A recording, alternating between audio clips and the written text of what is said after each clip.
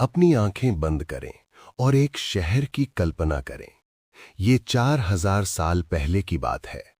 सड़कें एकदम सीधी हैं, 2 मंजिला ईंटों के घर हैं, कुछ आधुनिक शहरों से बेहतर ड्रेनेज सिस्टम है और बड़े-बड़े सार्वजनिक स्नान घर हैं। व्यापारी कीमतें चिल्ला रहे हैं, बच्चे मिट्टी के खिलौनों से खेल रहे हैं, पुजारी मंत्र पढ़ रहे हैं। ये सिंधु घाटी सभ्यता थी। अपने चरम पर यह प्राचीन मिस्र और मेसोपोटामिया को मिलाकर भी बड़ी थी। लेकिन इस जगह के बारे में कुछ ऐसा है जो परेशान करने वाला है। हम जानते हैं कि वे क्या खाते थे, हम जानते हैं कि वे कैसे कपड़े पहनते थे। हमें उनके गहने, उनके खिलौने और उनके औजार मिले हैं, लेकिन हम उनके नाम नहीं जानते। हम उनके देवताओं को नहीं जानते, हम उनके राजाओं को नहीं जानते।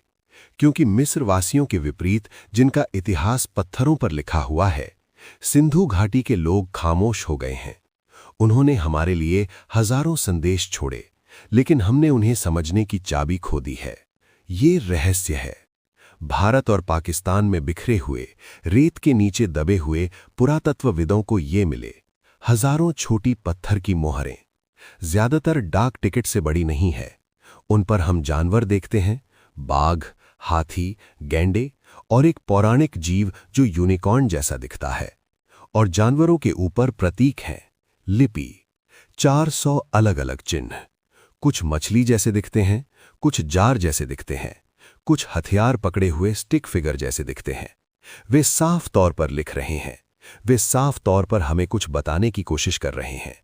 लेकिन 100 सालों से दुनिया के सबसे समझदार दिमागों ने इन प्रतीकों को देखा है और एक भी शब्द पढ़ने में नाकाम रहे हैं। ये इतना मुश्किल क्यों है? हमने प्राचीन मिस्र का कोड इसलिए क्रैक किया क्योंकि हम भाग्यशाली थे। हमें रोजेटा स्टोन मिला, एक ऐसा पत्थर जिस पर मिस्र और ग्रीक दोनों भाषाओं में एक ही बात लिखी थी। क्योंकि हम ग्रीक जानते थे, इसलिए हम मिस्र की भाषा का अनुवाद कर पाए। ये एक चाबी थी। सिंधु घाटी ने हमारे लिए कोई चाबी नहीं छोड़ी, कोई द्विभाषी डिक्शनरी नहीं, बस खामोशी। ये ऐसे बंद कमरे को ढूंढने जैसा है जिसका कोई दरवाजा ही ना हो।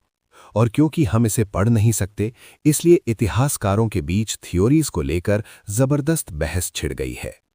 कुछ कहते हैं कि ये प्रतीक द्रविड़ भाषाओं के पूर्वज हैं, जो आज दक्षिण भारत में बोली जाती हैं।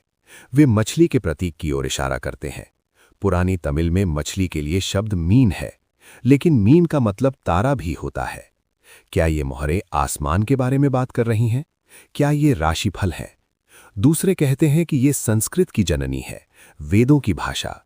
और कुछ संदेहवादी कहते हैं कि ये कोई भाषा ही नहीं है, कि ये सिर्फ पारिवारिक प्रतीक है, जैसे नाइकी के जूते पर लोगो होता है। सिर्फ प्रतीक, कोई शब्द नहीं। आगे की कहानी जानने के लिए वीडियो को लाइक करें और हमारी चैनल को सब्सक्राइब करें।